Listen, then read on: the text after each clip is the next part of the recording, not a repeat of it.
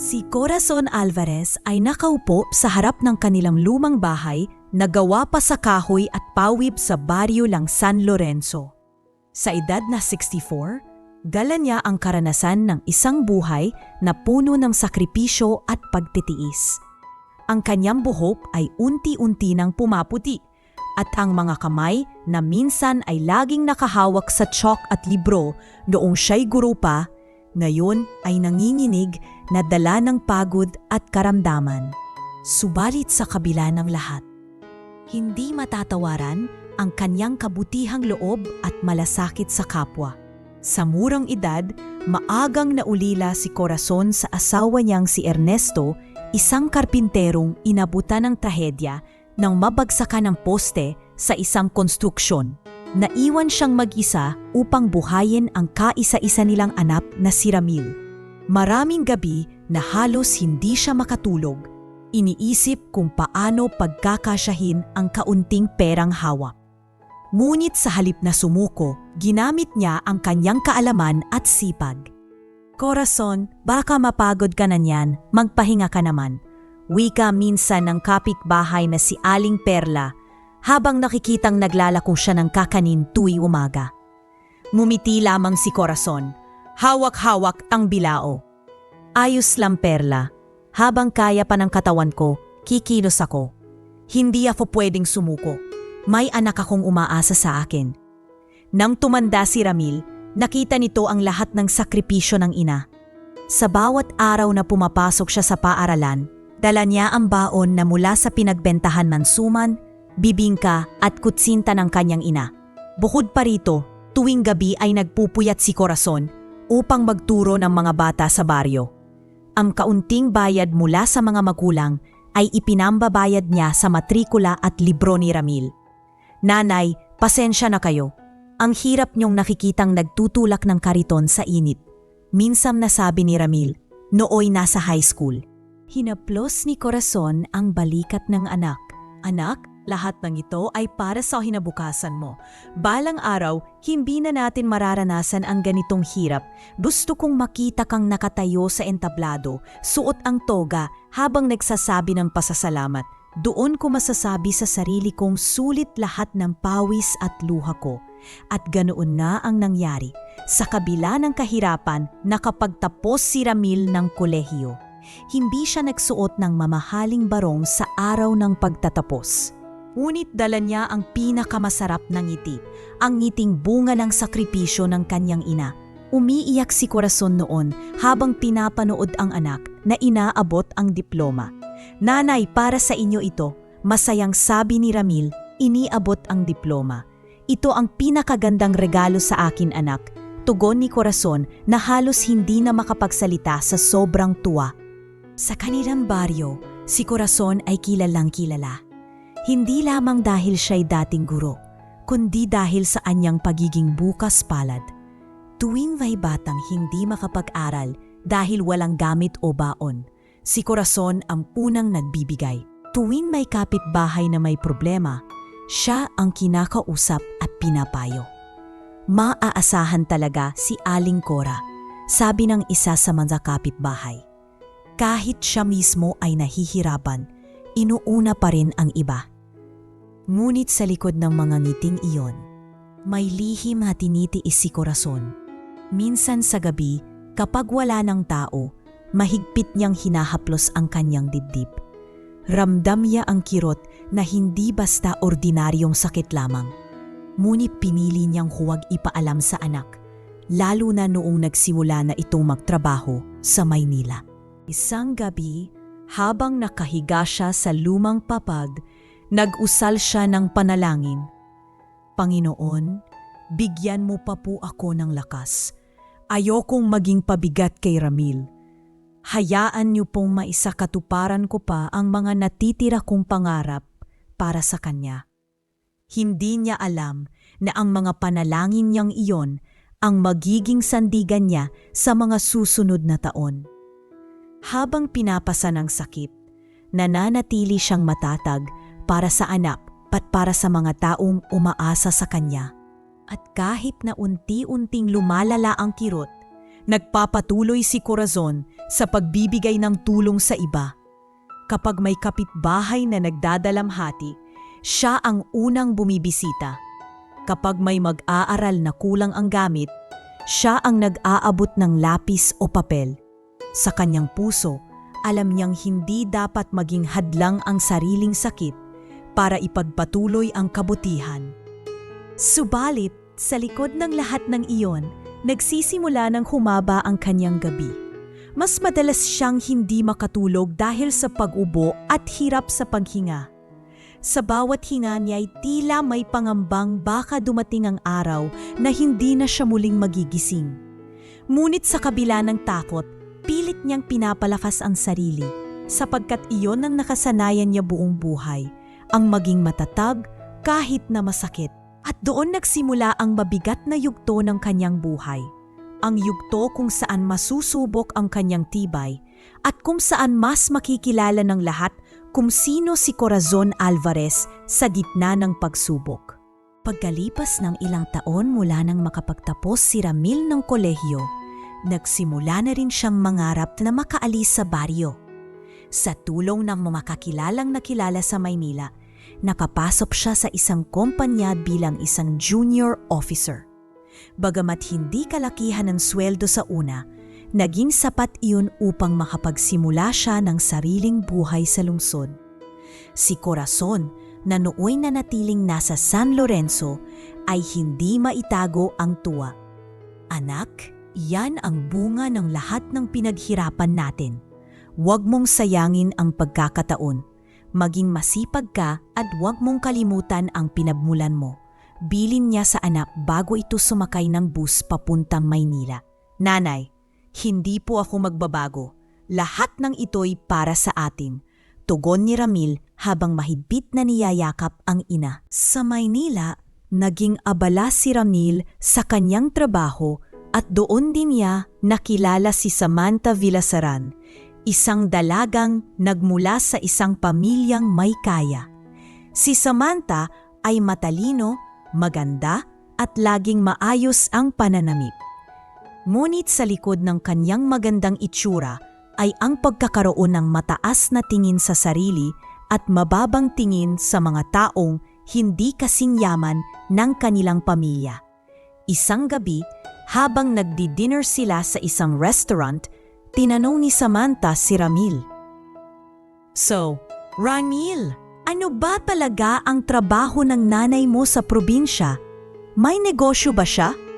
Ngumiti si Ramil, medyo nahihiya. Dating guro si nanay, pero ngayon nagtitinda-tinda na lang ng kakanin at tumutulong pa sa mga bata sa baryo. Kahit hirap, proud ako sa kanya. Napataas ang kilay ni Samantha. Ah, ganun ba? So ibig sabihin hindi kayo galing sa may kayang pamilya? Medyo kinabahan si Ramil ngunit pinanatili ang kumpiyansa. Hindi, pero hindi naman iyon mahalaga, Samantha. Ang importante ay natuto akong magsumikap at hindi kami lumaki sa pagiging palasa. Ngunit sa isipan ni Samantha, nagsimula na ang paghusga. Makalipas ang 1 taon ng panliligaw at panunuyo, nauwi rin sila sa kasal. Hindi ganoon karangya ang handaan, ngunit tinanggap ni Samantha dahil mahal niya si Ramil. Gayunpaman, dama ng ilan sa kanilang mga bisita, lalo na ang pamilya ng babae, na may bahid ng pangungutya at panguhusga. Sayang ang anak natin, nag-asawa ng galing probinsya. Bulong ng ina ni Samantha sa kapatid nito habang nasa mesa. Ngunit sa araw na iyon, nagkunwari si Samantha na masaya sapagkat naniniwala siyang makakaangat pa rin sila lalo na't may magandang kinabukasan si Ramil sa kanyang trabaho. Nang tumira sila sa Maynila, naging maayos sa simula ang kanilang pagsasama. Ngunit dumating ang panahon na nagkasakit si Corazon at kinailangan niyang makisama sa bahay ng mag-asawa para may kasama at maalalayan siya habang nagpapatingin sa doktor. Anak, pasensya ka na, pero baka pwede akong makituloy muna dito. Mahirap na kasi ang mag-isa, lalo na't kailangan ko ng gamutan. Mahinahong pakiusap ni Corazon isang hapon. Wala pong problema, Nay. Agad na tugon ni Ramil. Sabay lingon kay Samantha na hindi makapagsalita at halatang may alinlangan. Paglipas ng mga linggo, nagsimulang makita ni Samantha si Corazon bilang pabigat. Tuwing umaga, kapag nagtitimpla si Corazon ng kape, naririnig niya ang manugang na bumubulong. Ramil, hanggang kailan ba dito si nanay mo? Ang liit ng espasyo natin. Tapos parang umaasa lang siya sa atin. Hindi ba't kaya naman niyang bumalik sa probinsya? Minsan, narinig mismo ni Corazon ang mapanakip na salita. Habang nakaupo siya sa sala, dumaan si Samantha at malamig na wika. Nakakaya naman, parang palamunin na lang dito. Napayuko si Corazon, pinilip ngumiti, ngunit sa loob-loob niya ay parang dinurog ang puso. Nang dumating si Ramil mula sa trabaho, kinumpronta niya ang asawa. Samantha, huwag mong ganyanin si nanay. Kung wala siya, wala ako rito ngayon. Utang ko sa kanyang lahat. Ngumisi si Samantha, halatang hindi kumbinsido. Ramil, hindi ko naman siya pinapalayas. Pero aminin mo, pabigat siya. Sa Maynila, kailangan nating mag-adjust. Hindi ito gaya ng baryo kung saan pwedeng makitira ng matagal. Natahimik si Ramil. Hati ang damdamin. Mahal niya ang kanyang ina, ngunit mahal din niya ang asawa. Sa puntong iyon, nagsimulang mabuo ang pader sa pagitan ng mag-ina. Kahit anong pag-iwas ni Corazon sa gulo, patuloy ang malamig na trato ng manugang. Isang gabi, habang naghuhugas ng pinggan si Corazon, lumapit si Samantha. Alam mo, Tia, kung talagang mahal mo ang anak mo, baka naman pwede kang wag nang magtagal dito. May sariling buhay kami. Hindi mo na kailangang umasa pa. Napatigil si Corazon, napatingin sa kanya. Hindi ako umaasa, Samantha. Ang gusto ko lang ay makasama ang anak ko habang kaya pa ng katawan ko. Hindi ko balak maging pabigat. Ngunit tumalikod lang si Samantha, hindi man lang nagpakita ng pag-unawa. Simula noon, naging malamig ang simoy sa bahay. Kahit si Ramil ay nagiging tahimik tuwing nagkakasabay ang tatlo sa hapag. Alam niyang nasasaktan ang ina, ngunit hindi niya magawang labanan ng buo ang asawa. Dama ni Corazon ang bigat ng kalagayan niya. Sa bawat paghinga na may kasamang sakit sa dibdib, ramdam niya ring tila lumalayo ang anak na dati siya lamang ang mundo. At sa gitna ng lahat, tahimik siyang nagdarasal.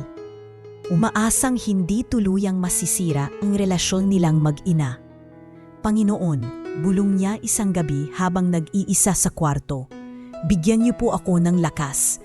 Ayokong sumuko, pero ayokong makita ang anak ko na nahihirapan dahil sa akin.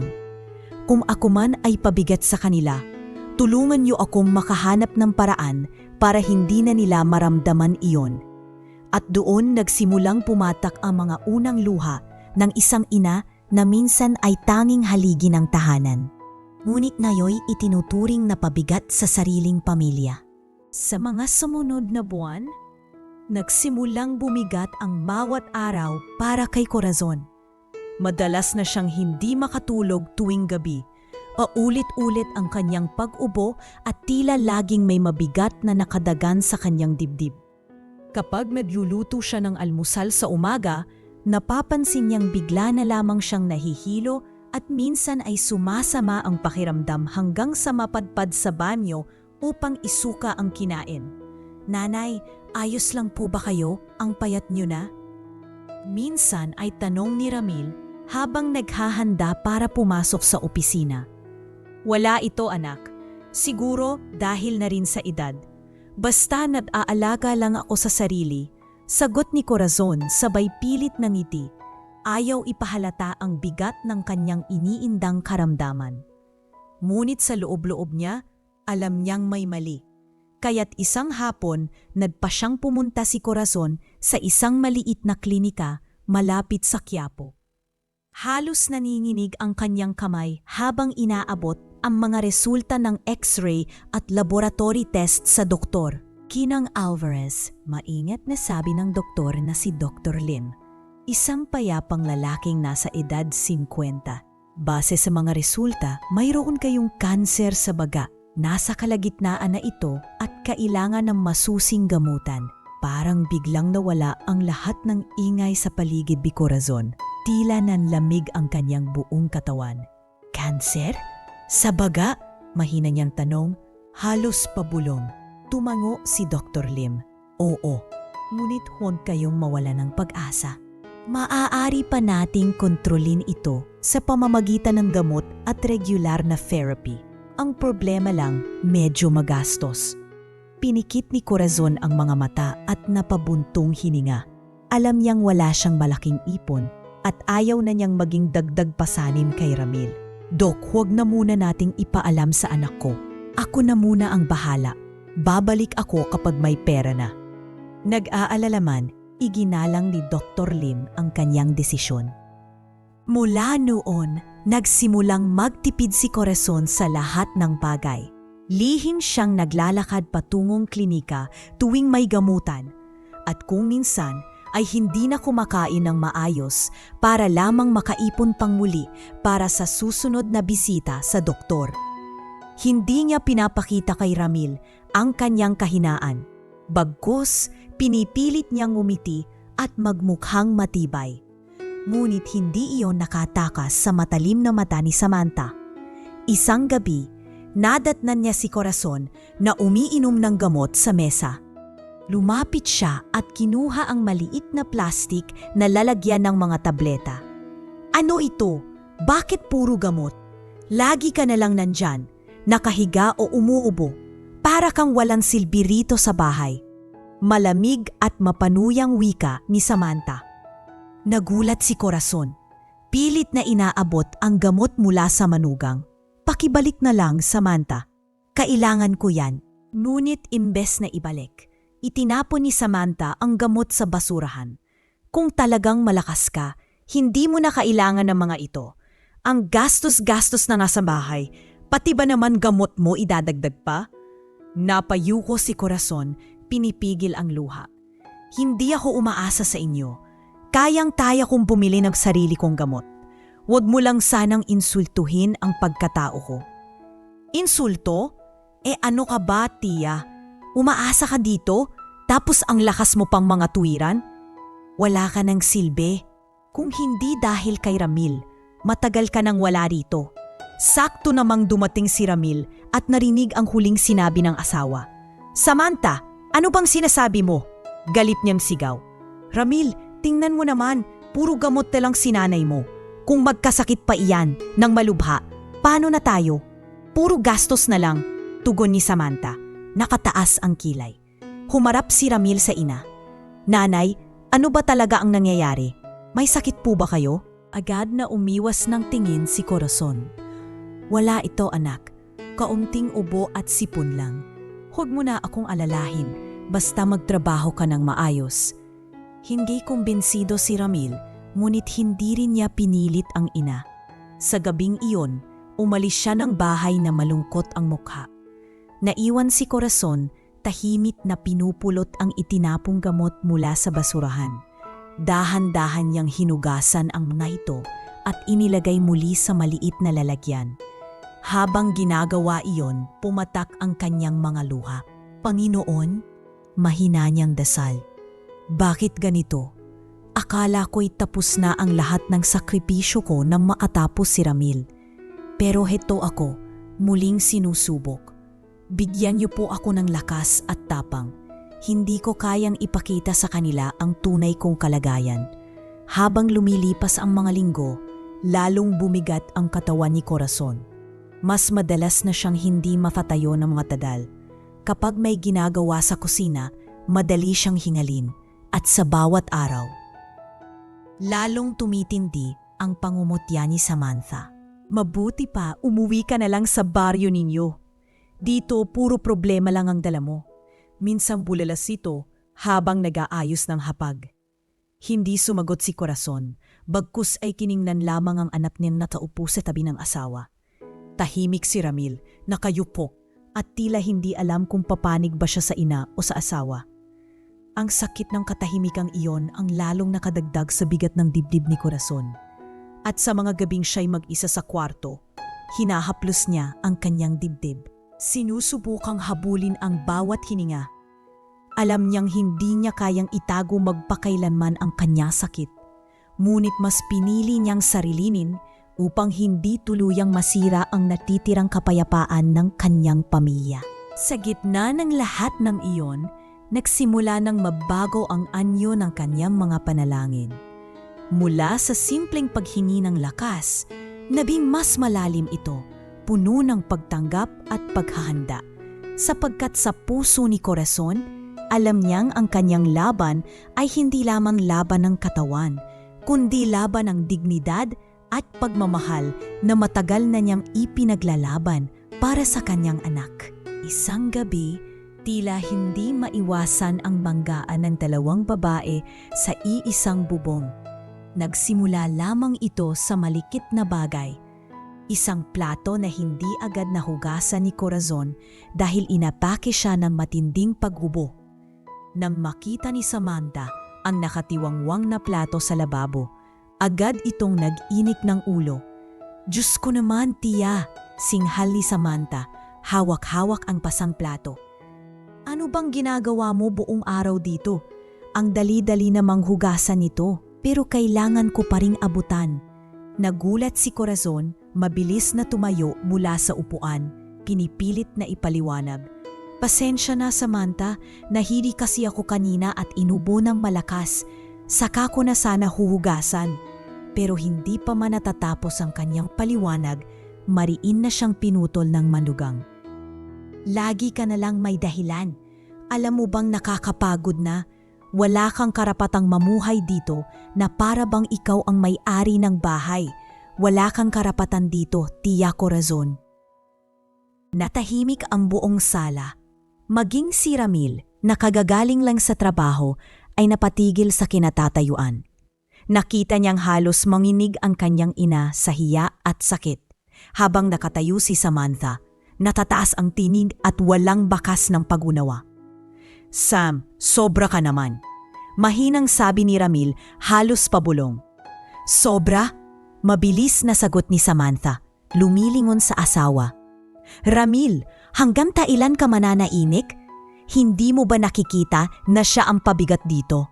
Tayo ang nagtatrabaho, tayo ang bumubuhay sa bahay na ito. Tapos heto siya, parang siya pa ang ginaalagaan." Napalunok si Ramil, hindi makatingin ng diretso sa kanyang ina. Nakita ni Corazon ang kalungkutan sa mga mata ng anak, ngunit higit niyang naramdaman ang kawalan ng pagtatanggol mula sa nag-iisang taong pinaghirapan niyang maitaguyod. "Ramil," mahina niyang sambit, nanginginig ang boses. "Anak, hindi ko balak na maging pabigat. Sandali lang naman habang nagpapalakas ako." Ngunit nanahimik lamang si Ramil, hindi makapagsalita. Sa kanyang puso, gustong-gusto niyang ipagtanggol ang ina. Pero natatakot siyang lalong lumala ang alitan nila ni Samantha. At ang katahimikan niyang iyon ay parang patalim na dumiretso sa puso ni Corazon. "Umalis ka na," muling sigaw ni Samantha, sabay turo sa pinto. "Kung ayaw mong marinig pa ang masasakit kong salita, umalis ka na sa pamamahay ko. Hindi ka kabilang dito." Tumulo ang mga luha ni Corazon.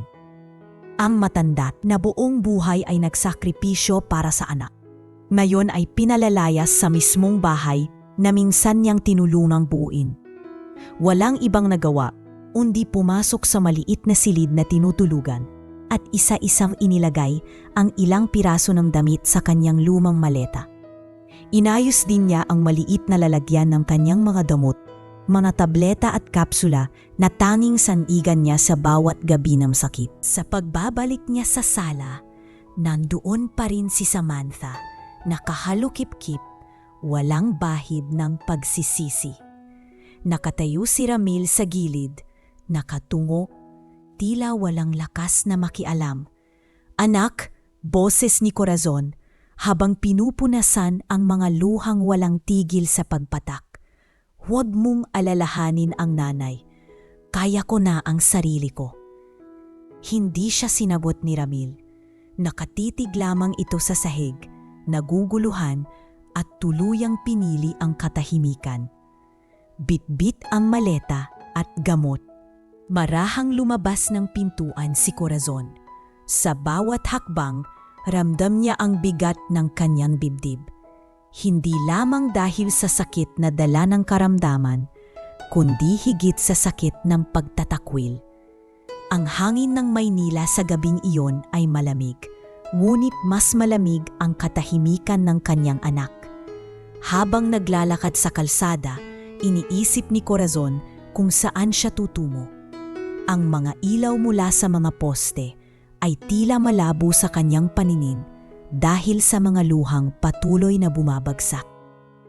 Panginoon, bulong niya habang marahang hinihila ang kanyang lumang maleta. Bakit ganito? Ginawa ko ang lahat para sa anak ko. Bakit heto at sa huli, ako pa rin ang nawalan ng tahanan? Napatigil siya sa gilid ng kalsada at umupo saglit, pinipigilan ang sobrang pag-ubo. Mahigpit niyang niyakap ang maleta. Tila iyon na lamang ang tanging saksi sa kanyang mga sakripisyo at paghihirap. Sa sandaling iyon, dumaan ang isang tricycle at napatingin ang driver, si Mang Turing. Isang matandang kilala sa lugar. Aling Cora, kayo ba yan? Bakit nasa labas kayo? Dala ang gamit nyo. Tanong nito, may halong pag-aalala. Ngumiti si Corazon, pilit tinatago ang pait. Ayos lang ako, Mang Turing. Kailangan ko lang maghanap ng matutuluyan. Umiling ang matanda, halatang hindi kumbinsido, ngunit hindi na nangusisa pa. At doon nagsimula ang pinakamasakit na yugto ng kanyang buhay. Ang gabing tuluyang nawasak ang kanyang kalooban. Hindi dahil sa sakit ng katawan, kundi dahil sa mismong sugat na iniwan ng sariling pamilya.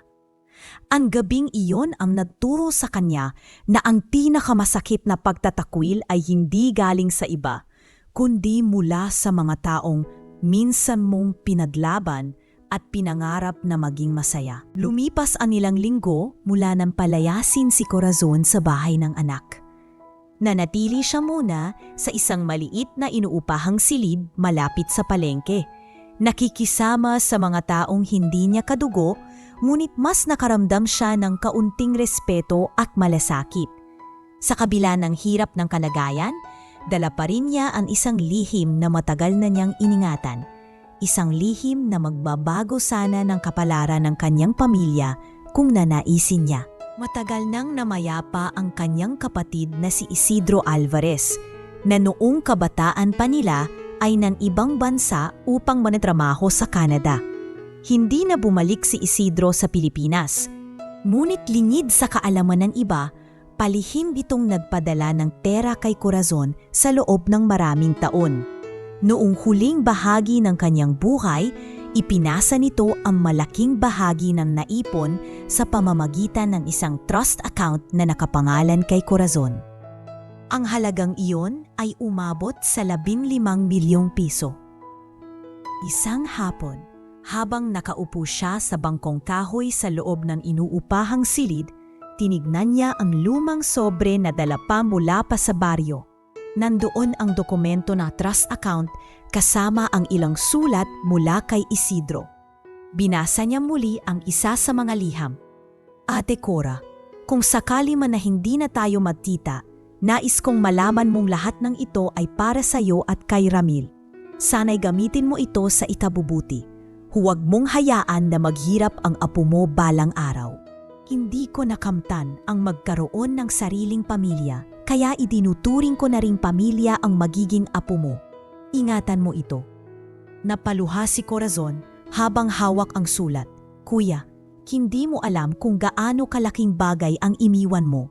Pero paano ko sasabihin sa kanila kung mismong anak ko'y iniwan akong walang pakialam?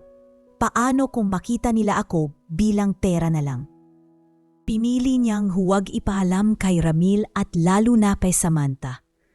Kilalang kilala niya ang manugang, mapagmataas, makasarili, at palaging nakatingin lamang sa materyal na bagay. Alam niyang kung malalaman ni Samantha ang tungkol sa 50 milyon, baka lalo lamang siyang hamakin at tingnan bilang kasantapan para sa kanilang luho. Isang gabi, nakikipag-usap siya sa may-ari ng inuupahang bahay, si Aling Rosita, isang mabait na tindera sa palengke. Napansin ko'y lagi kang may hawak na sobre. May iniinatan ka ba riyan? Usisa nito habang nag-aayos ng mga gulay. Napangiti si Corazon pero mabilis ding umiwas. Ah, wala ito. Sulat lang mula sa matagal ko ng kapatid. Alaala lang ba? Ngumiti si Rosita, hindi na nangusisa pa.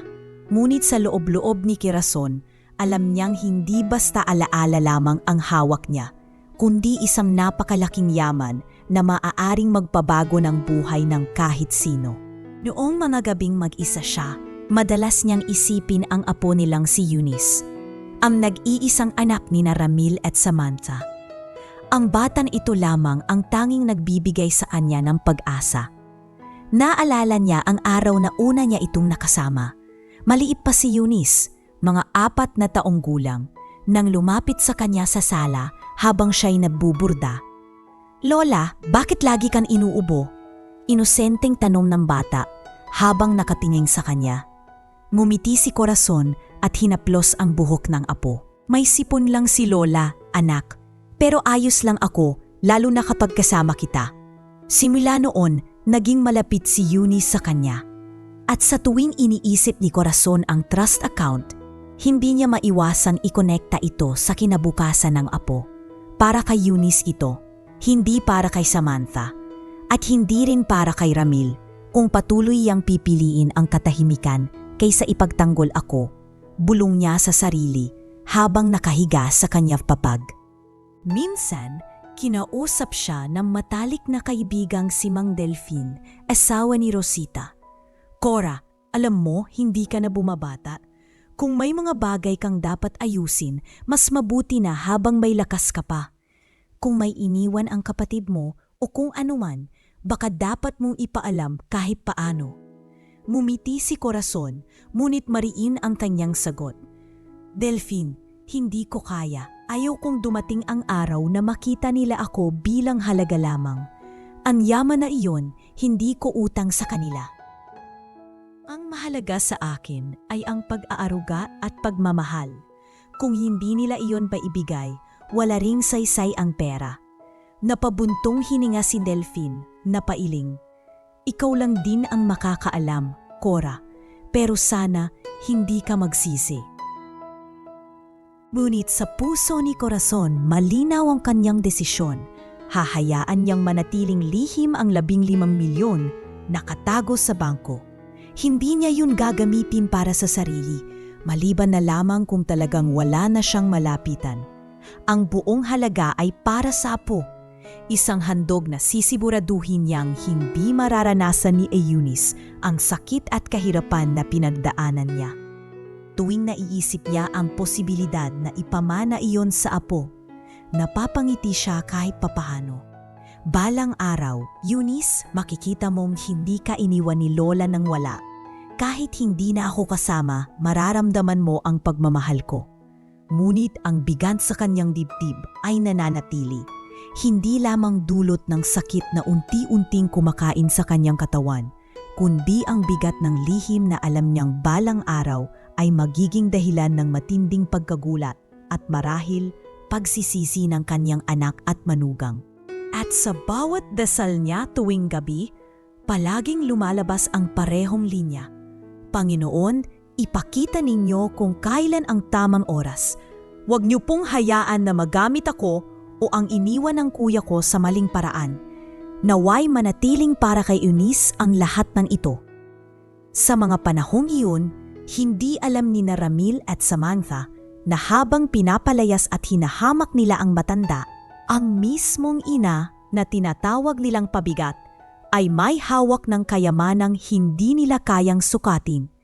Hindi lamang sa pera, kundi sa dignidad at pagmamahal na kayang ipamana sa susunod na henerasyon.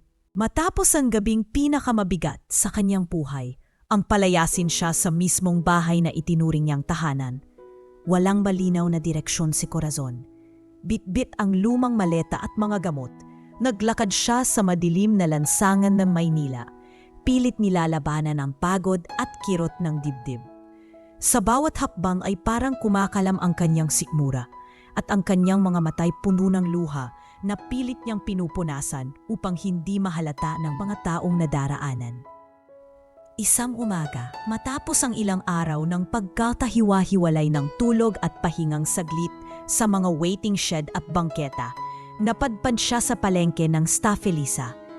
Ang amoy ng sariwang isda, kape at bagong lutong tinapay ay tila nagpaalala sa kanya ng baryo at doon ay sablit siyang nafaramdam ng kapayapaan. Habang nakaupo siya sa gilid ng kalsada, pinagmamasdan ng ilang tindero ang kanyang anyo. Marungis, maputla, at halatang pagod. Isa sa mga nakapansin ay si Mang Delfin, isang lalaking nasa edad na Agosto na nagtitinda ng gulay kasama ng kanyang asawa na si Aling Rosita. Rosita, tingnan mo nga ang matandang roon, parang wala siyang matuluyan. Bulong ni Delfin habang inaayos ang mga talong at kamatis. Lumapit si Rosita, dala ang isang supot ng pandesal. Ineng, wika niya sa malumanay na tinig. Kumain ka muna. Mukha kang ilang araw nang walang maayos na pagkain. Nagulat si Corazon at pilit na ngumiti. Salamat po, pero nakakahiya naman. Wala akong pambayad. Ngumiti si Rosita sabay abot ng supot. Hindi lahat ng tulong binabayaran. Kumain ka na lang at huwag ka nang mahiya. Dahil sa gutom, hindi na tumanggi si Corazon. Habang kumakain ng pandesal, nagsimula siyang makipag-usap. Dito nalaman ng mag-asawa ang kanyang kwento kung paano siya pinalayas, kung paano siya nagkasakit, at kung gaano kasakit ang maranasan na mawalan ng tahanan. Tahimik na nakikinig si Delfin. Nang matapos si Corazon magsalita, siya'y nagsabi, Cora, kung wala ka talagang matutuluyan, may maliit kaming silid sa likod ng tindahan. Hindi ito marangyat, pero mas maayos kaysa magpalaboy. Napahinto si Corazon, napatingin sa kanila na parang hindi makapaniwala. Totoo ba? Hahayaan niyo akong makituloy? Tumango si Rosita. Oo naman, ang tao hindi dapat pinapabayaan. May espasyo kami, kaya't mas mabuti nang magamit mo. Sa unang pagkakataong mula nang siya'y palayasin, nakaramdam si Corazon ng ginhawa. Nang gabing iyon, dinala siya ng mag-asawa sa isang maliit na silid sa likod ng kanilang tindahan. May simpleng papag, isang lumang aparador at kurtinang halos kupas na. Ngunit para kay Corazon, ito na ang pinakamagandang silid sa mundo, sapagkat dito niya muling naramdaman ang pag-aaruga at respeto. Salamat sa inyong dalawa, mangiyak-ngiyak niyang wika. Hindi ko alam kung paano ko mababayaran ang kabutihan ninyo. Hindi mo kailangang magbayad, Cora, sagot ni Delfin. Ang kailangan lang namin ay may kasama at may katuwang sa araw-araw. Kung nais mo, pwede kang tumulong sa tindahan. At doon nagsimula ang panibagong yugto ng kanyang buhay. Araw-araw, gumigising siya ng maaga upang tulungan si Delfin at Rosita. Siya ang nag-aayos ng mga gulay, nagbabalot ng paninda, at minsan ay siya na rin ang nagpipinda kapag abala ang mag-asawa. Sa kabila ng kanyang karamdaman, ginamit niya ang lakas na natitira para maging kapaki-pakinabang. Lola Cora, bawas ng 2 piso po sa talong? Pwede ba? Biro ng isang suking lalaki. Ngumiti siya, sabay sagot, kung mas madadala sa inyong asawa, bakit hindi? Nagkatawanan sila at doon nagsimulang makilala si Corazon bilang masayahin at mabait na tindera sa palengke. Sa bawat araw na lumilipas, unti-unti niyang nabuo muli ang kanyang tiwala sa sarili. Hindi man siya kadugo ng mga taong nakapaligid sa kanya, nakaramdam siya ng tunay na malasakit. Ang mga kapitbahay sa palengke ay madalas mag-abot ng ulam o minsan ay mag-alok ng libreng kape tuwing umaga. Isang beses kinausap siya ni Rosita. Alam mo, Cora, kung paano ka tratuhin ng anak at manugang mo, hindi iyon sukatan ng halaga mo. Ang tao sinusukat sa kabutihang ginagawa niya, hindi sa kung ano ang tingin ng iba. Napaluha si Corazon sa narinig. Kung ganyan ang pananaw ng lahat, sana'y mas maraming kagaya ninyo. Salamat, Rosita. Pinapaalala ninyo sa akin na may lugar pa rin ako sa mundong ito. Dumating ang isang linggo ng umaga habang inaayos niya ang tindahan. Lumapit ang isang batang babae na bumili ng kamatis. Lola Cora, dagdagan niyo naman po, hiling ng bata, sabay ngiti. Kinuha ni Corazon ang basket at nagdagdag ng isa pang kamatis. Heto, libre na ito. Pero wag mong kalilimutan, maging mabait ka rin sa iba. Salamat po, Lola, sigaw ng bata at dali-daling tumakbo pa uwi. Maliit lamang ang mga bagay na iyon, ngunit unti-unting bumuo ng bagong dahilan si Corazon para patuloy na mabuhay. Hindi niya kailangang maramdaman ang pagmamahal ng anak para maipadama ang halaga niya, sapagkat natagpuan niya ito sa mga estrangherong naging pamilya sa kanya. At tuwing gabi, bago matulog sa kanyang maliit na silid, hinahawakan niya ang sobre ng kanyang lihim. Habang nakatitig sa kisame, ipinapangako niya sa sarili, hindi kailanman masasayang ang iniwan ng Kuya Isidro. Sa tamang panahon, ipapamana ko ito sa taong tunay na marunong magmahal at rumespeto. Kay Eunice, at sa piling ni Mang Delphine at Aling Rosita, muling nabuhay si Corazon, hindi bilang pabigat kundi bilang isang tao na may dangal, halaga at pagmamahal na handang ipasa sa iba. Sa bawat imaga na gumigising siya sa amoy ng sariwang bulay at tawanan ng mga tindero. Lumipas ang ilang taon at sa gitna ng mga hamon at lamat sa pamilya, ipinanganak ang anak ni Ramil at Samantha, isang batang babae na pinangalanang Eunice. Sa simula pa lamang, dama na ni Corazon ang kakaibang lambing ng apo.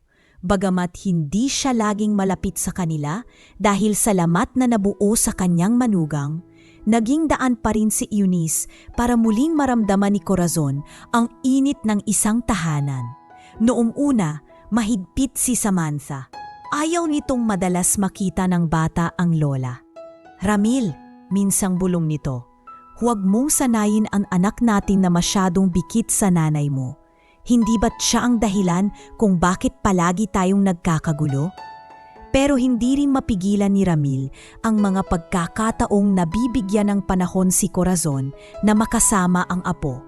Sa tuwing bakasyon, lihim na dumadalaw si Eunice sa palengke kung saan naroroon ang lola. Minsan, nagkukunwari itong bibili ng prutas o gulay para may dahilan. Lola, masayang tawag ni Eunice, mama 10 taong gulang na noon, habang tumatakbo patungo kay Corazon na nag-aayos ng tindang kamatis. Namiss kita! Agad siyang niyakap ng matanda, mahigpit, puno ng init ng pagmamahal. Eunice, anak ko, huwag kang masyadong nagtatagal dito. Baka hanapin ka ng mama mo. Mumisi ang bata. Sabi ko bibili lang ako ng talong. Pero Lola, gusto kong makasama ka kahit sandali lang. Sa mga sandaling iyon, muling nagkakulay ang mundo ni Corazon. Habang tinuturuan niya ang apo kung paano pumili ng magandang gulay o kung paano tumulong sa mga kapitbahay, nakikita niya sa mga mata ng bata ang henerasyong hindi pa nadadamitan ng panghuhusga at pagmamataas.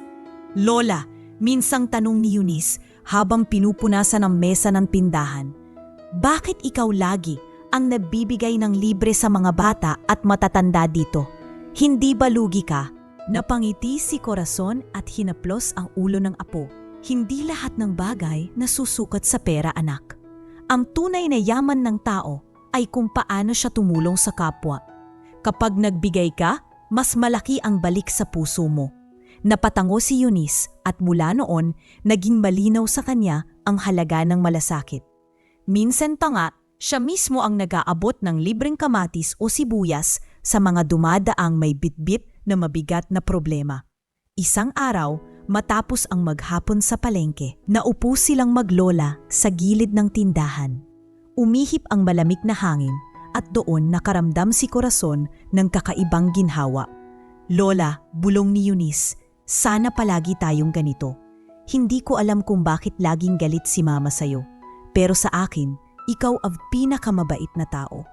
Tumulo ang luha ni Corazon at mahigpit na niyakap ang apo. Salamat Eunice, hindi mo alam kung gaano kalaking liwanag ang dala mo sa akin. Kapag kasama kita, nakakalimutan ko ang sakit sa dibdib ko. At totoo iyon. Sa bawat tawa ng apo, sa bawat masayang kwento tungkol sa paaralan, nababawasan ang bigat ng iniindang karamdaman ni Corazon. Parang may bagong lakas na dumadaloy sa kanyang katawan, sapat para ipagpatuloy ang pakikipaglaban. Isang gabi, kinausap siya ni Rosita matapos umuwi si Eunice mula sa palengke. Cora, ang swerte mo sa apo mo. Kitang-kita ko kung gaano kanya kamahal. Siguro siya ang dahilan kung bakit hanggang ngayon matatag ka pa rin. Ngumiti si Corazon, puno ng pasasalamat. Oo Rosita, kung hindi dahil kay Eunice, baka sumuko na ako. Pero alam kong kailangan niya pa ako. Hanggat kaya ko, mananatili akong nandito. Minsan, si Delphine naman ang nagbiro. Naku Cora, mukhang ikaw ang unang guro ni Eunice pagdating sa buhay. Balang araw, ipagmamalaki ka ng batang yan. Napatawa si Corazon.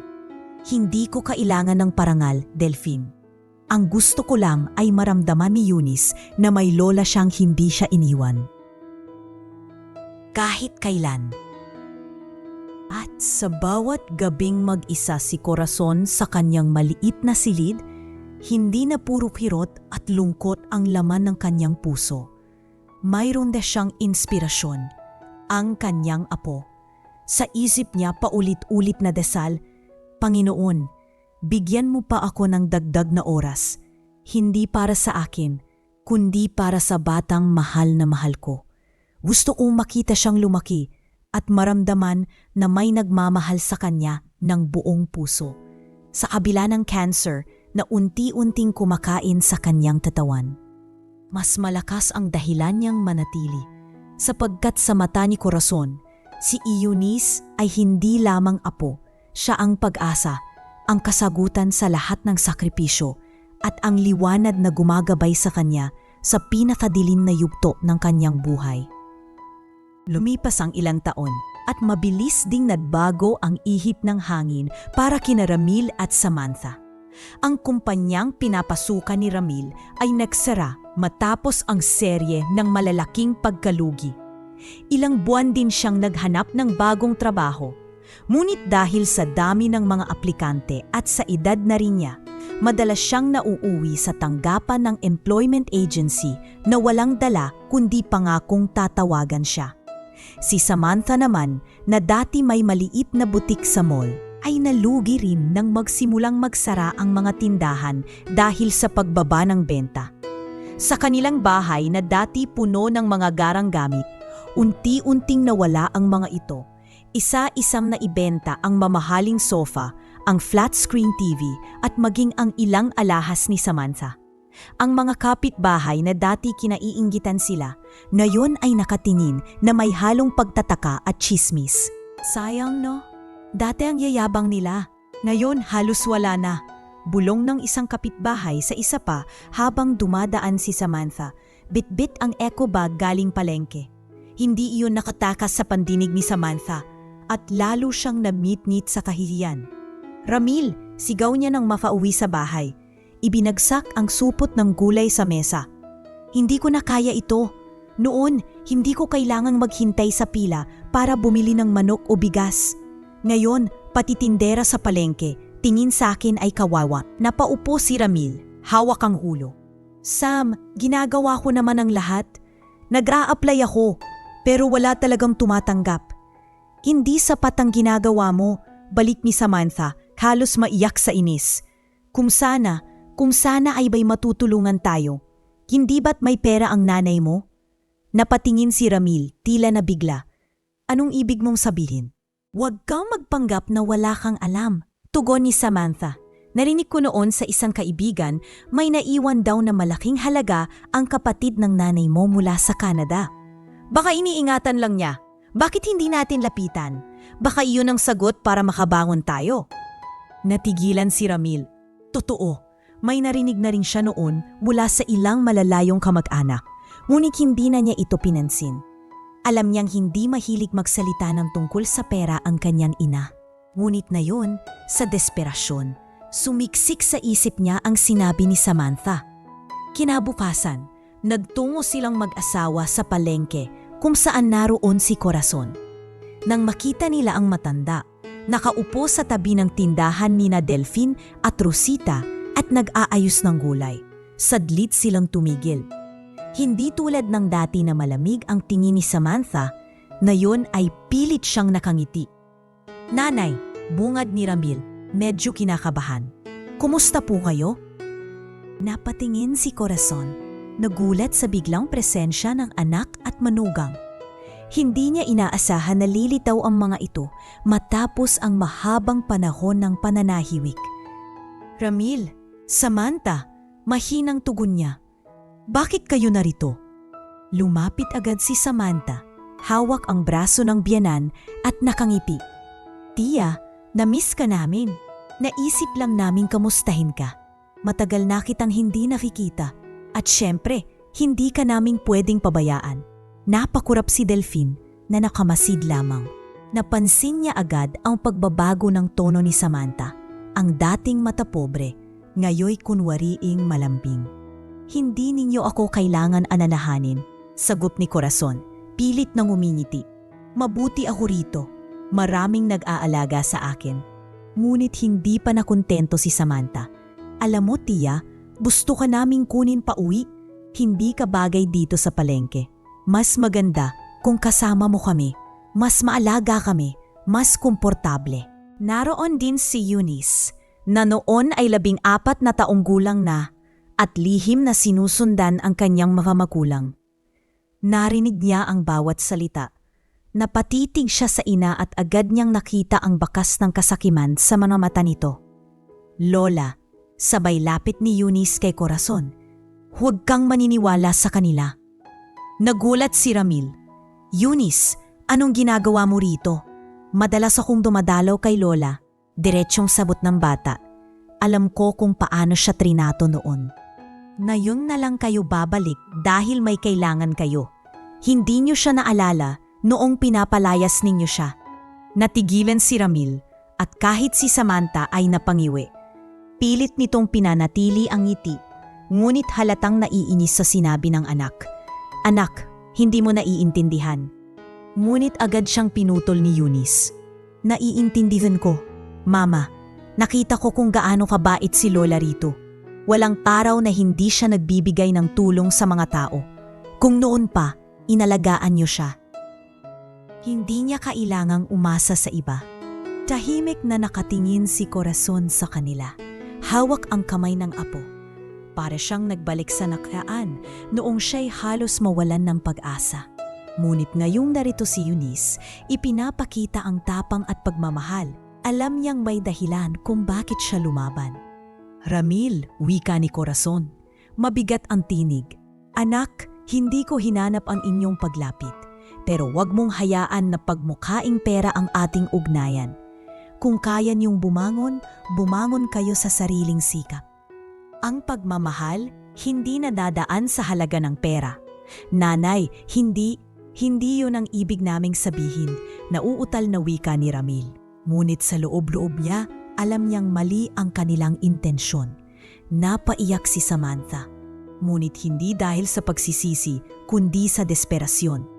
Kung may hawak kang pera, kahit konti, tulungan mo naman kami. Umalis na ang mga kaibigan namin, wala na kaming natitira. Paano naman ang pamilya natin? Lumuhod pa siya sa harap ni Corazon. Hawak ang laylayan ng damit ng matanda. Ang dating mapangmataas at matapobre na yo'y halos magmakaawa. Ngunit ang mga mata ni Corazon ay hindi na puno ng takot o lungkot. Sa halip, matatag siyang tumingin kay Samantha at Ramil.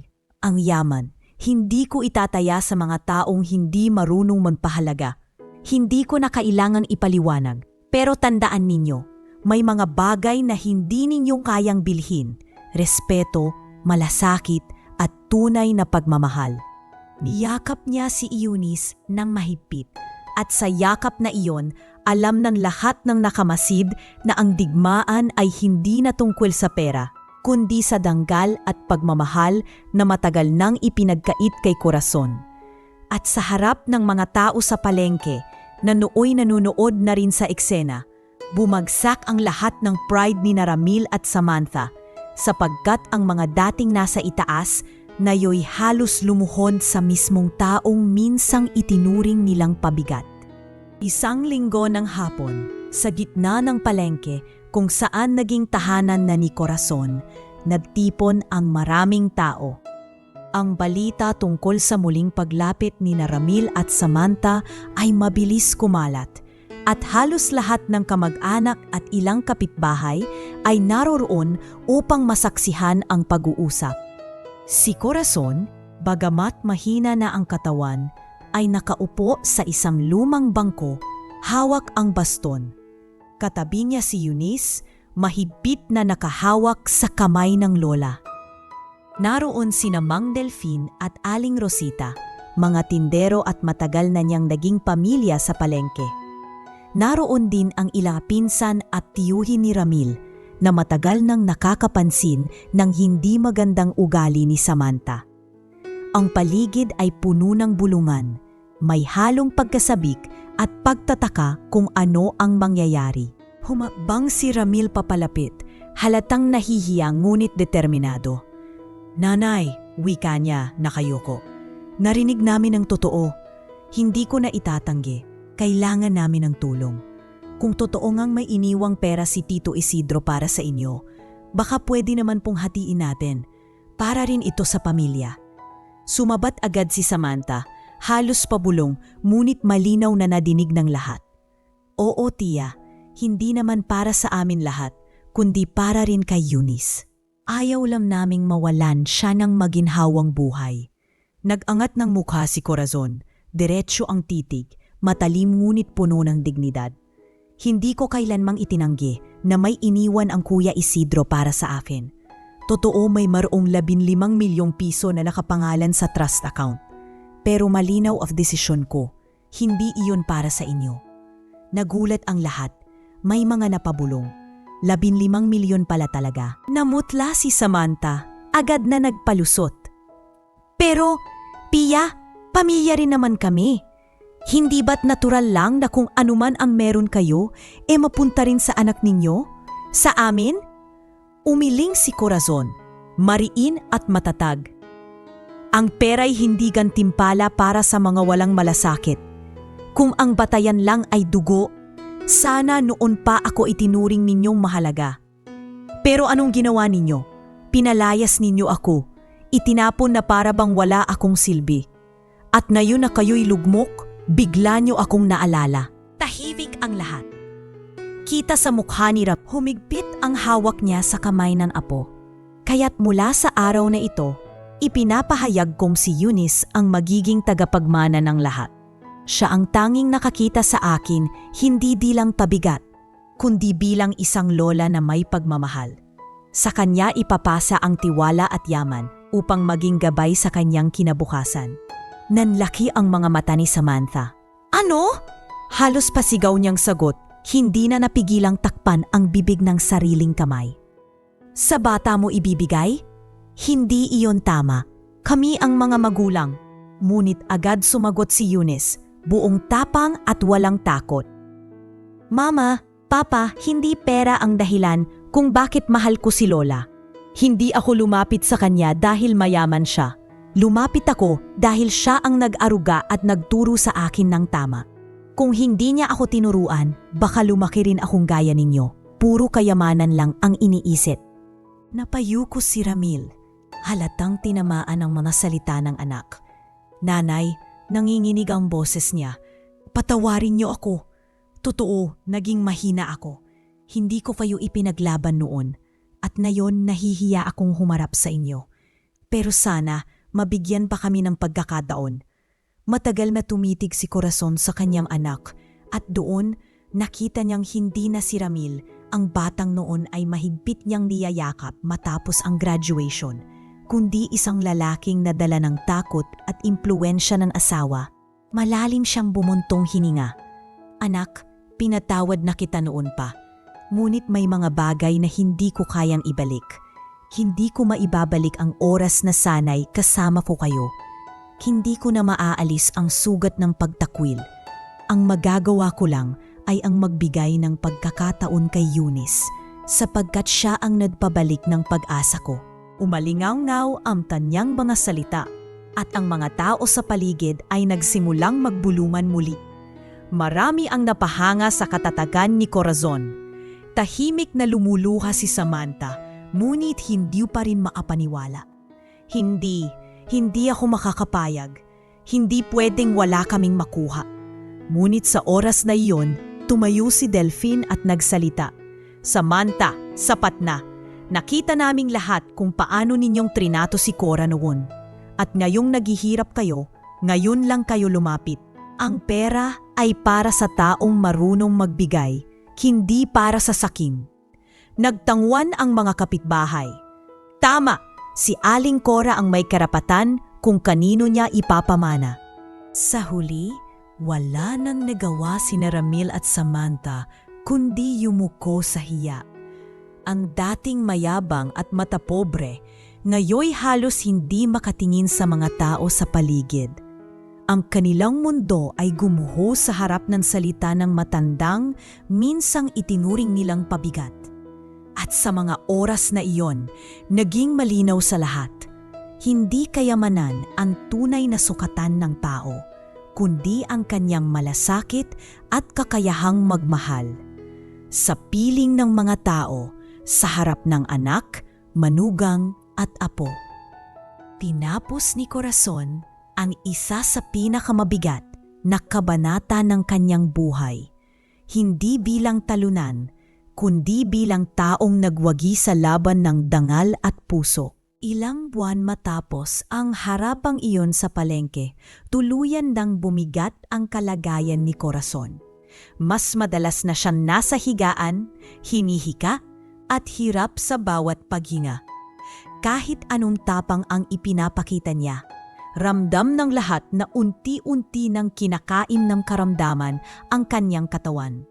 Ngunit sa kabila nito, nanatili pa rin siyang payapa sapagkat alam niyang natupad na niya ang pinakamahalaga, na ipahayag niya ang katotohanan at naipamana niya ang aral ng damal at pagmamahal.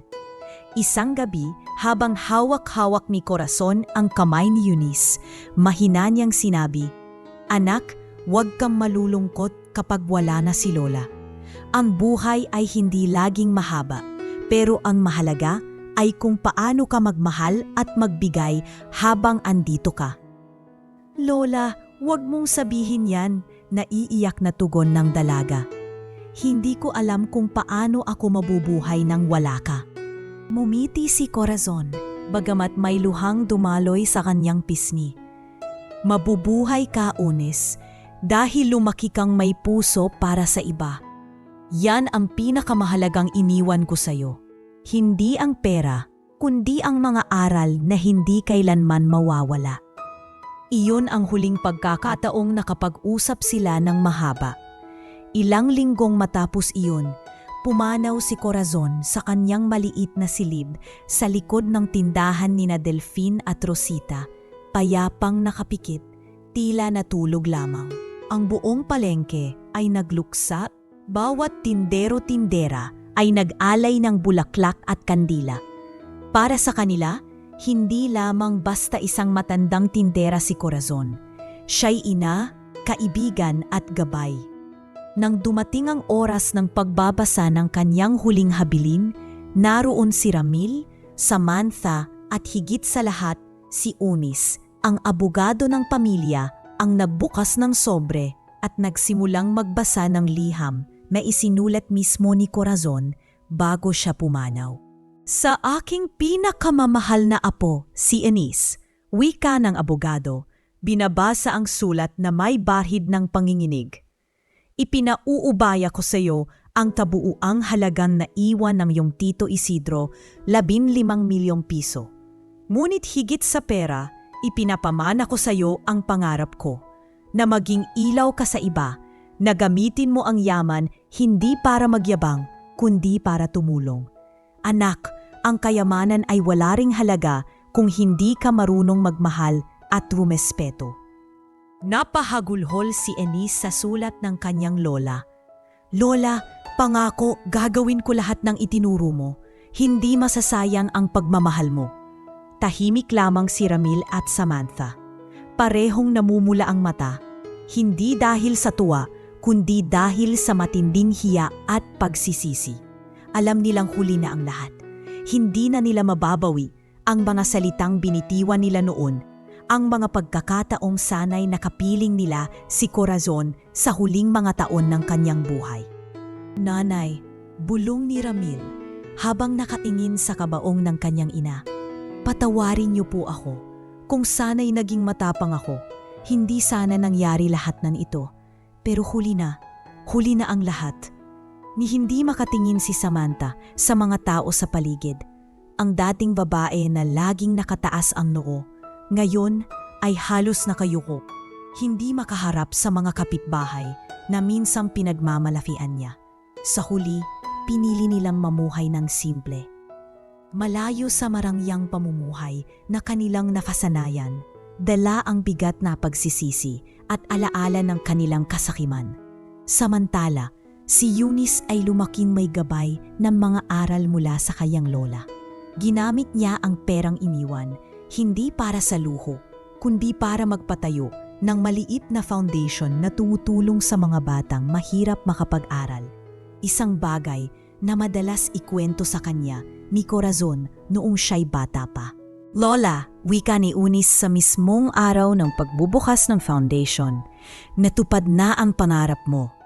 Ang yaman na iniwan mo ay hindi ko ginamit para sa akin, kundi para sa iba.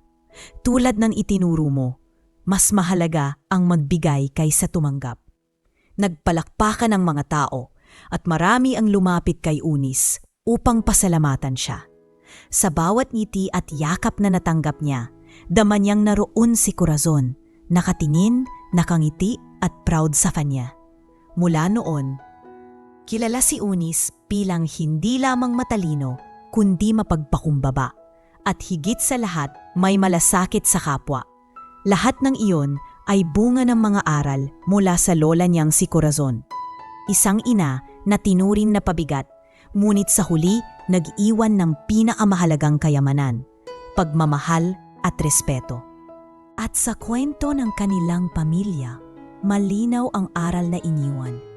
Ang yaman ay walang saysay kung wala ang respeto at pagmamahal sa pamilya. Ang kayamanan ay maaaring maubos, pero ang dignidad at kabutihan ay mananatiling buhay sa mga taong marunong magpahalaga. At sa bawat umagang sumisikat, sa tuwing tumutulong si Eunice sa mga bata, palagi niyang naririnig sa puso ang tinig ng kanyang lola. Anak, hindi nasusukat sa salapi ang halaga ng isang tao.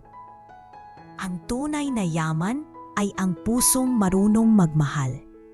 Kung nagustuhan ninyo ang kwento at may natutunan kayong aral mula rito, huwag kalimutang mag-iwan ng komento sa ibaba. At kung bago ka pa lang dito sa ating channel, siguraduhin mong mag-like, subscribe at i-click ang notification bell para lagi kang updated sa mga bago nating kwento na puno ng inspirasyon at aral sa buhay.